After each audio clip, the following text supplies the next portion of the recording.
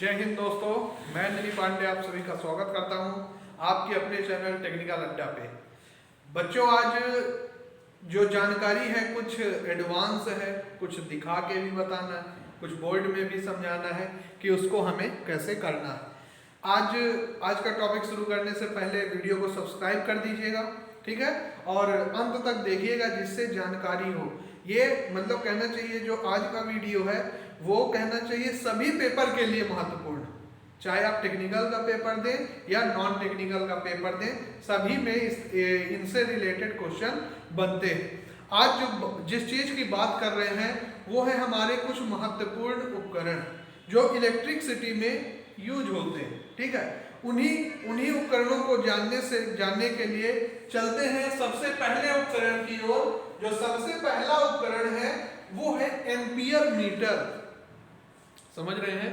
Ampere मतलब विद्युत धारा को नापने के लिए जो यूनिट इस्तेमाल की जाती है ना, सर्किट में कितनी विद्युत धारा बह रही है उसको नापना है कि 10, 20, 25, 5, 3 जो भी बह रही है उसको एम्पियर में नापा जाता है।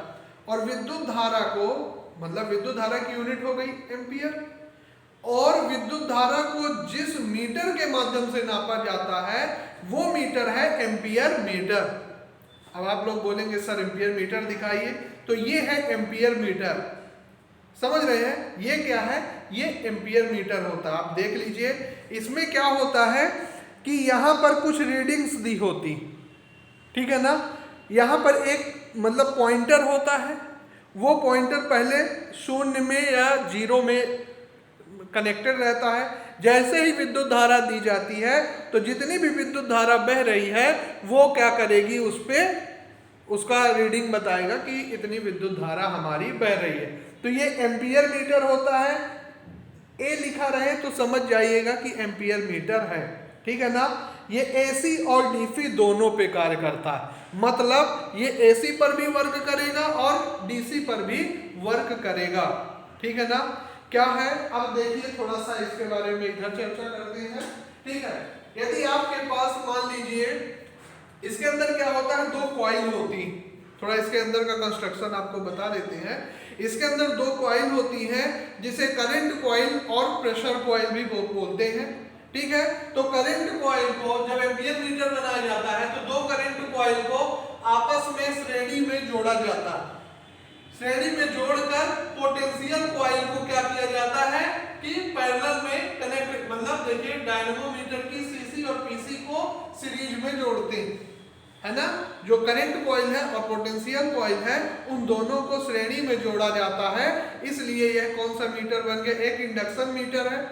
इंडक्शन मीटर मतलब जो ना तो अभी पता चल रहा कि ना वोल्टेज के लिए है ना एम्पियर के लिए, तो वो कहलाए इंडक्शन मीटर। उसी में क्या है कि कॉइल को जब हम सीरीज और पैरेलल में जोड़ देते हैं तो वो करंट और वो एम्पियर और वोल्ट मीटर का रूप ले लेता है। यदि सीसी और पीसी को श्रेणी में जोड़ते हैं 2 कॉइल को, मान लीजिए ये एक कॉइल है ये, और एक हो गई पीसी। जो पीसी क्या है, अधिक टर्न की होगी। करंट कॉइल कम टर्न की होती है और जो आपकी पीसी होती है, ठीक है, प्रेशर कॉइल जो होती है वो अधिक टर्न की होगी। इन दोनों को जब सीरीज में लगाया जाता है तो एम्पियर मीटर का निर्माण होता है, ठीक है। और जब इन्हीं को क्या किया जाता है, सप्लाई के पैरेलल में लगाया जाता है, इसमें पैरेलल में जब लगाया जाता है तो वोल्ट मीटर बन जाता है। इतनी बात क्लियर हुई होगी क्योंकि हमेशा प्रश्न पूछा जाता है, ठीक है, कि जब करंट कॉइल और प्रेशर कॉइल को श्रेणी में लगाते हैं तो कौन सा इंडक्शन मीटर का निर्माण होता है, वो कहलाता है एम्पियर मीटर, ठीक है। और जब इन दोनों को सप्लाई के पैरेलल में लगाया जाता है तो कौन सा मीटर बनता है, वो बनता है वोल्ट मीटर, ठीक है। अभी एम्पियर मीटर की बात करते हैं। एम्पियर मीटर को हमेशा श्रेणी में लगाया जाता है। किसमें? श्रेणी में। कहना चाहिए यदि मान लीजिए आपने यहां पर एक बैटरी लगाया और बैटरी लगा के यहां पर एक रेजिस्टेंस लगा दिया है, ठीक है, और ऐसे कनेक्शन कर दिया। अब आपको एम्पियर मीटर लगाना है तो आप किस में लगाएंगे, श्रेणी में लगाएंगे। ये क्या कहलाएगा, श्रेणी में। ये कौन सा मीटर कहलाए, एम्पियर मीटर। और इसमें भी देखिए एम्पियर मीटर लिखा हुआ है। इसमें 2 टर्मिनल होंगे, मतलब कुछ इस तरह से यहाँ पे इस तरह से एम्पियर मीटर हमारा क्या हो जाएगा भाइयों, लग जाएगा। समझ रहे हैं? इसमें इधर से फेस जाएगा, समझिएगा, इधर से एक वायर लगाएंगे, फेस जाएगा और इधर से फेस बाहर चला जाएगा और ये हमारा रीडिंग, मतलब फेस टू फेस। समझ रहे हैं बात को? Face to face. Ampere meter को हमेशा फेस टू फेस लगाया जाता है और एम्पियर मीटर का उपयोग विद्युत धारा को नापने के लिए किया जाता है। समझ रहे हैं बात को कि विद्युत धारा को नापने, विद्युत धारा, वोल्टेज नहीं, ना प्रतिरोध की हम बात कर रहे हैं, हम सिर्फ कर रहे हैं विद्युत धारा की बात। विद्युत धारा को नापना है तो ए वाला मीटर लेना पड़ेगा, ए मतलब एम्पियर। ठीक है, समझ में आ गई होगी बात। परिपथ के सीरीज में लगाया जाता है, विद्युत धारा को इसके माध्यम से ज्ञात किया जाता है। ठीक है, जब कभी मान लीजिए खराब हो जाते हैं या कहीं इसके अंदर जो कॉइल लगी है वो कॉइल शॉर्ट सर्किट हो गई या टूट गई कहीं पे, तो ये हमारा मीटर फिर खराब होने लगता है। इसमें क्या है, खराब होने का एक और कारण है कि इसमें जो टॉर्क पैदा होते हैं वो टॉर्क में कमी आ जाती है तो ये रीडिंग देना बंद कर देते हैं। ठीक है, तो ये कौन सा मीटर था, ये एम्पियर मीटर था जो कि विद्युत धारा को नापने में इस्तेमाल होता है। ठीक है, अब हम दूसरा जो मीटर दिखा रहे हैं वो है आपका वोल्ट मीटर। वोल्ट मीटर विभवांतर की इकाई है, दो विभव के बीच जो अंतर होता है उसको बोलते हैं विभवांतर। और विभवांतर की इकाई क्या होती है, जी हाँ, उसकी इकाई होती है वोल्ट मीटर। विभवांतर को इंग्लिश में एक इलेक्ट्रोमोटिव फोर्स भी बोलते हैं, विद्युत वाहक बल भी बोलते हैं जिसकी इकाई वोल्टेज होती है। और विभवांतर को नापने के लिए हमें वोल्ट मीटर की जरूरत होती है। ये देखिए, ये क्या है, ये वोल्ट मीटर है, ठीक है ना, अच्छे से देखिएगा, ये वोल्ट मीटर, इसमें भी लिखा, ये एसी और डीसी दोनों प्रकार से विद्युत धारा को नापने में इस मीटर का इस्तेमाल होता है। इसको बोलते हैं वोल्ट मीटर। वोल्टेज ज्ञात करने के लिए हमें वोल्ट मीटर का इस्तेमाल करना होता है। ठीक है, अब वोल्ट मीटर में को हमें तो सप्लाई के पैरेलल में लगाया जाता है। अब पैरेलल कैसे, ऐसे समझिएगा कि मान लीजिए आपको वोल्ट मीटर लगाना है तो आप क्या करें, एक तार यहाँ से और यहाँ पर वोल्टेज और यहाँ पर आप लगा दीजिए। समझ रहे हैं, मतलब ये वोल्ट मीटर कैसे लग जाएगा, वो आपका यहाँ पे रख जाएगा, एक तार इसके इस टर्मिनल पे और दूसरी तार इसके इस टर्मिनल पे लग जाएगा जो हमें इस बैटरी का वोल्टेज बताएगा। नहीं क्लियर हुई बात? विभवांतर चेक करने के लिए वोल्ट मीटर का इस्तेमाल किया जाता, या विद्युत वाहक बल चेक करने के लिए हमें वोल्ट मीटर का इस्तेमाल किया जाता है। इसको हमेशा परिपथ के पैरेलल में लगाया जाता है। समझ गए बात को? बहुत बढ़िया, चलिए आगे चलते हैं। इसके बाद जो नेक्स्ट मीटर है वो है हमारा आवृत्ति मीटर। आवृत्ति, आप अभी हम आवाज को बहुत तेज से कर दें यानी हमारी फ्रीक्वेंसी बढ़ जाएगी, यदि हम आवाज को कम कर दें हमारी आवृत्ति कम हो जाएगी। मतलब एक सेकंड में तय की गई चक्करों की संख्या को आवृत्ति कहते हैं। F बराबर 1/T होता है, ध्यान रखिएगा, F बराबर 1/T होता है, यह सूत्र हमेशा पूछा जाता है। और फ्रीक्वेंसी में क्या होता है, आप फ्रीक्वेंसी मीटर थोड़ा देख लीजिए, आप लोग फ्रीक्वेंसी मीटर आप नहीं देखे होंगे, जिन्होंने देखा वो बेस्ट है। ये देखिए, ये फ्रीक्वेंसी मीटर कहलाता है। इसमें आप देख रहे होंगे 45, 47, 49, 51, 53, 55 ये रीडिंग दी हुई है और छोटी छोटी पत्तियां बनी हुई और नीचे यहाँ पर HZ लिखा हुआ है, यानी इसको बोलते हैं हर्ट्ज। हर्ट्ज बोलते हैं, HZ को हर्ट्ज बोला जाता है जो फ्रीक्वेंसी की इकाई होती, फ्रीक्वेंसी की इकाई यानी हर्ट्ज कहलाती है, जिसे हम HZ बोलते हैं। या और HZ को ज्ञात करने के लिए जो मीटर उपयोग किया जाता है उसको फ्रीक्वेंसी मीटर कहा जाता है। नहीं समझे बात को? HZ यानी हर्ट्ज और फ्रीक्वेंसी की इकाई। हमेशा प्रश्न आता है कि आवृत्ति की इकाई क्या होती है, तो हम घबराना नहीं है, हमें यह बताना है कि आवृत्ति की इकाई HZ होती, क्योंकि हमने मीटर देखा HZ यानी हर्ट्ज होती है और हर्ट्ज में आप क्लिक कर दीजिएगा। इसमें देखिए, इसमें जो छोटी छोटी पत्तियां बनी हुई हैं इसको रीड बोलते हैं। ठीक है ना। अंदर मैग्नेट होता है, वहां पर वाइब्रेशन होता है, वाइब्रेशन की वजह से ये पत्तियां बहुत ज्यादा वाइब्रेट करती हैं, और जो वाली पत्ती वाइब्रेट करती है उसके ऊपर वाला हम क्या करते हैं, जैसे मान लीजिए यहाँ पे 50 है, ये वाली पत्ती क्या होगी, वाइब्रेट करेगी बहुत ज्यादा 50 वाली, तो हम जान जाएंगे कि हमारे यहाँ जो सप्लाई आ रही है उसकी फ्रिक्वेंसी कितनी है, 50 हर्ट्ज। एक परिभाषा से आप ऐसे समझ सकते हैं कि जब आपके घरों में क्या होता है कि जनरेटर को बंद किया जाता है, तो आप देखते होंगे कि हमारे घरों का लाइट जो है लप लुप बहुत ज्यादा मात्रा में जल्दी जल्दी ऐसे लग रहा है जैसे बल्ब हमारा चालू हो रहा बंद हो रहा। ये किस कारण से होता है, ये फ्रिक्वेंसी की वजह से होता है, समझ रहे हैं। अब भारत की फ्रिक्वेंसी हमेशा पूछा जाता है किसमें, हर्ट्ज में होती, किसमें होती है, हर्ट्ज में, और इसको भी फेस और न्यूट्रल में लगाया जाता है। एक प्रश्न और आता है, फ्रिक्वेंसी के कितने टर्मिनल होते हैं, आप लोग अभी हमको कमेंट करके बताइएगा फ्रिक्वेंसी मीटर में कितने टर्मिनल होते हैं। ठीक है, तो देखिए अब आप लोगों ने आंसर दे दिया होगा। फ्रिक्वेंसी मीटर के 3 टर्मिनल होते हैं, एक है कॉमन, एक 230 वोल्ट के लिए और दूसरा है 440 वोल्ट के लिए। यदि आप 3 फेज लाइन की सप्लाई ज्ञात करना है तो आप 440 में लगा दीजिए, यदि आपको सिंगल फेज की लाइन चेक करना है तो आप बीच वाले में लगा दीजिए, तो आपकी फ्रिक्वेंसी मीटर कार्य करने लगेगी। अब भाई ये सिर्फ एसी पे ये मीटर कार्य करता है। यदि बोले सर एक काम करिए ना, यहाँ पर आप एक मीटर लगा दीजिए, यहाँ पे फ्रिक्वेंसी मीटर है ना, एक फ्रिक्वेंसी मीटर लगा दीजिए, नहीं डीसी पे फ्रिक्वेंसी मीटर नहीं, क्योंकि डीसी की फ्रिक्वेंसी शून्य होती।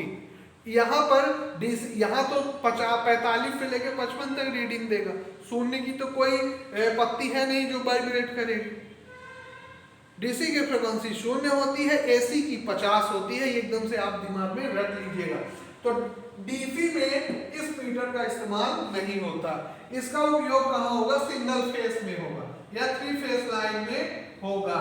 यहाँ पर आप एक मीटर लगा दीजिए ऐसे, ये फ्रिक्वेंसी मीटर है, HZ मीटर है, ठीक है। यहाँ पर किया जाता है यानी 230 वोल्ट, फेस और न्यूट्रल यहाँ होगा 230 वोल्ट या 440 वोल्ट में इसका इस्तेमाल होता है। ये क्या है, ये फ्रिक्वेंसी मीटर है।